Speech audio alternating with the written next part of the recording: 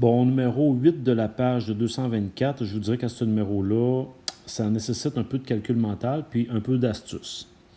Je vais vous faire remarquer qu'on nous donne le log en base A de 3, de 5 et de 20. On nous donne les valeurs. Puis le 3, le 5 et le 20, c'est les seuls chiffres que je connais. Ça signifie que lorsque va venir le temps de faire un calcul, vous allez me dire, mais pourquoi il faut faire ça? C'est que là, c'est la situation qu'il présente comme ceci. Si je prends un exemple, le A, là, c'est un exemple assez simple. 15, j'essaie de l'écrire avec les chiffres 3, 5 et 20. Entre autres, je pourrais dire que 15, c'est le log en base A de 3 fois 5. Et donc, ça, par la propriété des logs, c'est le log en base A de 3 plus le log en base A de 5. Et là, je suis en mesure de voir que le log en base A de 3, le log en base A de 3, ça vaut 0.47. Et le log en base A de 5, ça vaut 0.69. Donc, je peux dire que ça ici, ça vaut 0.47 plus 0.69. C'est ce qui me donne 1.16. Donc là, on va aller voir, essayer d'appliquer la même stratégie pour le C, le D, le E et le F. Alors, je regarde le C. Je voudrais utiliser 3, 5 et 20. J'ai 9. Je pourrais commencer par écrire 9 comme étant 3 à la 2 fois A à la 3. Par la suite, avec la propriété des logs, ça, c'est la même chose que le log en base A de 3 à la 2 plus le log en base A de A à la 3. En poursuivant, on est capable de voir qu'on peut faire 2 log en base A de 3 plus 3 log en base A de A. Ici, ça signifie que je fais 2 fois le log en base A de 3, ça vaut 0.47, plus 3 fois le log en base A de A, on a vu que ça valait 1. Donc, j'effectue le calcul avec ma calculatrice, ce qui va me donner 3.94. Le prochain,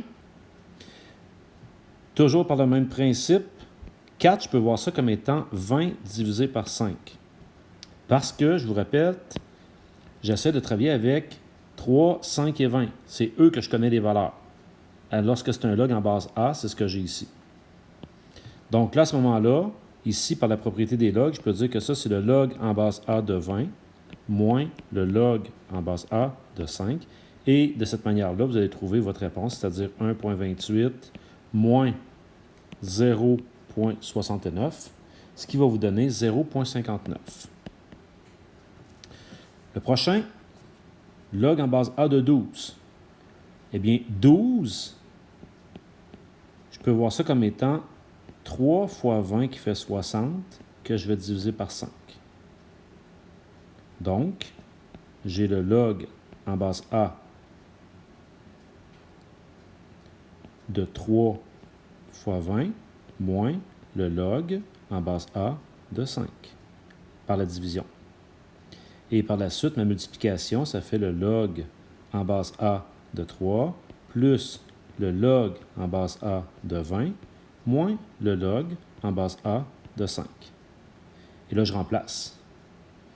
Le premier, c'est 0.47 plus 1.28 moins 0.69. Je prends ma calculatrice, le tout me donne 1.06. Finalement, 36. Alors, comment je vais essayer pour arriver à 36? Ici, il est un petit peu plus compliqué, celui-là. Je vous dirais que si je fais «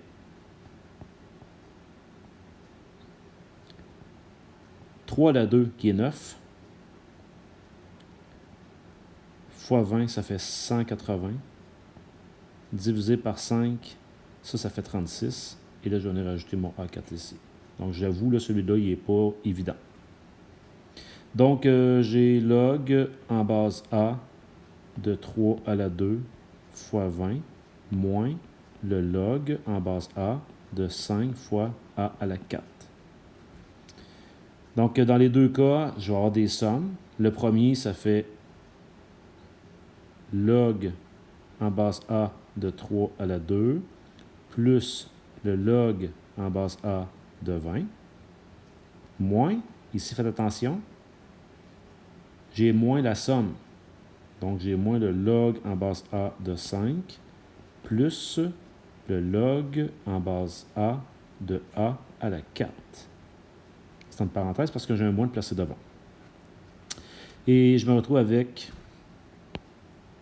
2 log en base A de 3, plus log en base A de 20, moins log en base A de 5, et moins, parce que j'applique ma distributivité, 4 log en base A de A.